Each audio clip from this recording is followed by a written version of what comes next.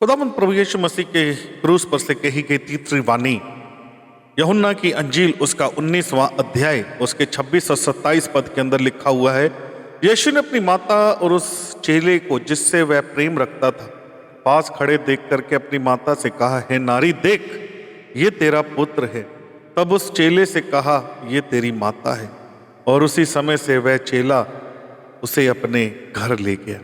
प्रभु यीशु मसीह की माता यीशु को जन्म दिया था, बढ़ते हुए देखा था, दुखियों की सहायता करते हुए देखा था, कैसे आवश्यकताओं को पूरा करता है, भूखों को खिलाया, रोगियों को चंगा करता था, मुर्दों को जिलाया, पापियों को गले लगाया।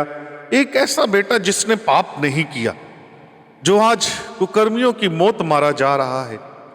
माता मरियम जिसकी उम्र के साथ साथ बाल भी सफेद हो चुके होंगे, जिसकी अपने पहलोटे पुत्र से बहुत सारी आशाएं रही होंगी, वह सोचती होगी यही मेरा बेटा बुढ़ापे में मेरा सहारा होगा, मरने पर मुझे कांधा देगा। लेकिन ये कैसा दुख कि जवान बेटा आंखों के सामने क्रूस पर मारा जा रहा है। माँ के दर्द को समझें। बाप अगर बच्चे को मारता है तो माँ तुरंत संभालती है, गले लगाती है, पर्दा डालती है, उसे बचाती है कि माँ अपने बच्चे के लिए उसके मन के अंदर कितना प्रेम है। पुत्र के घाव से खून बह रहा है, आंचल से पोंछ भी नहीं सकती। प्रभु यीशु मसीह को कोड़ों की मार मारा गया, उसके सिर के ऊपर कांटों का ताज रखा गया और उसके घाव में से खून निकल रहा है। माँ एक बुत सी बन करके खड़ी हुई है और अपने आंचल से उसके घाव को पोंछ भी नहीं सकती। वो प्यास से सूख रहा था, परंतु वह उसे पानी के चंद घूंट पिला नहीं सकती थी, असहाय थी। एक बुत बनी खड़ी हुई थी और देख रही थी कि ये क्या हो रहा है। सोचती होगी कि जन्म के समय वह महान परम प्रधान होगा। यशाया नबी की किताब उसका 9 अध्याय उसके 6 पद को जब हम पढ़ते हैं, क्योंकि हमारे लिए एक बालक उत्पन्न हुआ है, हमें एक पुत्र दिया गया और प्रभुता उसके कांधे पर होगी।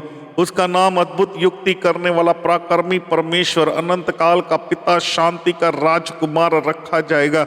आज वो इस बातों को सोच रही है, आज इन बातों के ऊपर वो विचार कर रही है और वो कह रही है, कहाँ है वो प्रभुता? युक्ति करने वाला, पराक्रमी परमेश्वर, अनंत काल का पिता, शांति का राजकुमार रखा जाएगा। कहाँ है वो महानता? यहाँ तो अपमान हो रहा है, थूका जा रहा है, मारा जा रहा है। कहाँ है वो दाऊद का सिंहासन, वो ताज, राजा का मुकुट के बदले कांटों का ताज है। मत्ती की अंजील उसका 27 अध्याय उसके 20 पद के अंदर महायाजक और पुरानियों ने लोगों को उभारा कि वह बरअब्बा को मांग लें और यीशु का नाश कराएं। कहाँ है उसका राज्य? यहाँ तो उसके चेले भी दिखाई नहीं देते, सब छोड़ दिए। लूका की अंजील और उसका 2 अध्याय उसके 34 पद को जब हम पढ़ते हैं, तब शमौन ने उनको आशीष देकर के उसकी माता मरियम से कहा, देख, वह तो इज़राइल में बहुतों के गिराने और उन्हें उठाने के लिए ऐसा चिन्ह हो के लिए ठहराया गया है कि जिसके विरोध में बातें की जाएंगी, वरन तेरा प्राण भी तलवार के वार पर छिद जाएगा। ये पहले से ही भविष्यवाणी की गई थी। शमौन ने पहले से ही प्रभु यीशु मसीह के बारे में मरियम को बता दिया था कि ऐसा समय आने वाला है, वो इज़राइल में बहुतों के गिराने और उन्हें और उठाने के लिए एक ऐसा चिन्ह होने के लिए ठहराया गया है जिसके विरोध में बातें की जाएंगी, वरन तेरा प्राण भी तलवार के वार पर छिद जाएगा। एक ऐसी घड़ी आएगी, एक ऐसा टाइम आएगा। आज वो क्रूस के पास खड़ी हुई इन्हीं बातों को सोच रही है, इन्हीं बातों के ऊपर विचार कर रही है कि ये पहले से बता दिया जाएगा। एक असहाय पुत्र सी बनी हुई वहां पर खड़ी हुई है। यूहन्ना प्रभु यीशु मसीह का प्रिय शिष्य था, वह चेला जिससे प्रभु प्रेम रखता था। 12 चेलों में से केवल यूहन्ना एक ऐसा चेला था जिसने यीशु को गहराई से जाना था। उसने जाना कि यह व्यक्ति, उसका राज्य यहीं तक सीमित नहीं है जहां तक अभी दिखाई देता है। प्रभु यीशु मसीह ने कहा कि हे नारी, आदर देता है, जन्म ही नहीं दिया, उसका उद्धार करता भी है, नया जन्म लेना होगा। संसार के अन्य लोगों की तरह बेटे और बेटियों में से एक थी। लूका की अंजील उसका 1 अध्याय उसके 35वें पद के अंदर लिखा है, स्वर्गदूत ने उसको उत्तर दिया कि पवित्र आत्मा तुझ पर उतरेगा और परम प्रधान की सामर्थ तुझ पर छाया करेगी। इसलिए वह पवित्र जो उत्पन्न होने वाला है वो परमेश्वर का पुत्र कहलाएगा, वो परमेश्वर का पुत्र कहलाएगा। इस संदर्भ में एक और बात महत्वपूर्ण है कि यीशु उखड़ती हुई सांसों में भी अपने परिवार की जिम्मेदारियों का एहसास किया। उस पीड़ा में प्रभु यीशु मसीह अपनी मां की चिंता करता है, अपने मां की देखभाल बिना अपने आत्मा अपने पिता को समर्पित नहीं करेगा। उसकी पीड़ा में प्रभु यीशु मसीह अपनी मां के लिए महान प्रेम को दर्शाता है। उसकी पीड़ा में प्रभु यीशु मसीह उसके भविष्य की चिंता करता है, पारिवारिक जिम्मेदारियों को पूरा करना है, यूहन्ना की तरह विश्वास योग्य रहना है। पहला पतरस उसका 2 अध्याय उसके 21वें पद के अंदर लिखा हुआ है, और तुम इसी के लिए बुलाए भी गए हो क्योंकि मसीह भी तुम्हारे लिए दुख उठाकर तुम्हें एक आदर्श दे गया कि तुम भी उसके चिन्हों पर चलो।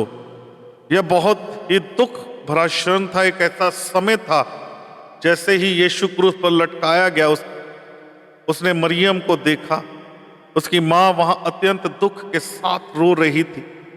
वह उसके लिए जबरदस्त प्यार से हिल गया था। एक पुत्र के रूप में वह उसे दिलासा देना और उसकी देखभाल करना चाहता था, लेकिन अब इन कामों को करने में असमर्थ होने के कारण उसने अपने निकटतम शिष्य यूहन्ना से ये उसके लिए करने को कहा। 10 आज्ञाओं में से 5वीं आज्ञा को पूरा कर रहा था, अपने माता अपने पिता का आदर करना।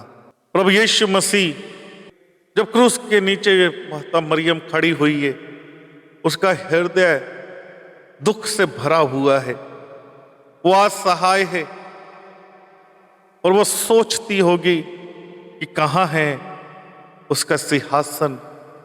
यहाँ तो अपमान हो रहा है, उसके मुंह के ऊपर थूका जा रहा है, उसे मारा जा रहा है। कहाँ है वो दाऊद का सिंहासन, वो ताज, वो राजा का मुकुट के बदले यहाँ पर कांटों का ताज सर के ऊपर गूंथ करके रखा हुआ है। जिसने अपनी आंखों के सामने दुखियों की सहायता करते हुए उसे देखा था, जिसने अपनी आंखों के सामने आवश्यकताओं को पूरा करते हुए देखा था, जिसने अपनी आंखों के सामने भूखों को खाना खिलाते हुए, रोगियों को चंगा करते हुए देखा था, जिसने अपनी आंखों के सामने मुर्दों को जिलाया, पापियों को गले लगाता हुआ देखा था। एक ऐसा बेटा जिसने पाप नहीं किया, जिसने पाप नहीं किया, जो आज कुकर्म की मौत मारा जा रहा है। बहुत दुख की घड़ी के अंदर मरियम क्रूस के नीचे खड़ी हुई, आंखों से आंसू बंद नहीं हो रहे, आंखों से आंसू टपक रहे हैं, रो रही है, असहाय है। और उसी दुख को देख करके प्रभु यीशु मसीह ने कहा, यीशु ने अपनी माता से और उस चेले को जिससे वह प्रेम रखता था पास खड़े देख करके अपनी माता से कहा, है नारी देख ये तेरा पुत्र है। तब उस चेले से कहा, ये तेरी माता है। और उसी समय से वह चेला उसे अपने घर ले गया। ये परमेश्वर का महान प्रेम था। खुदावंद परमेश्वर की महान प्रतिज्ञा अपने लोगों के जीवन के ऊपर बनी रहती है। प्रभु बहुत आशीष और बरकत दे। आमीन।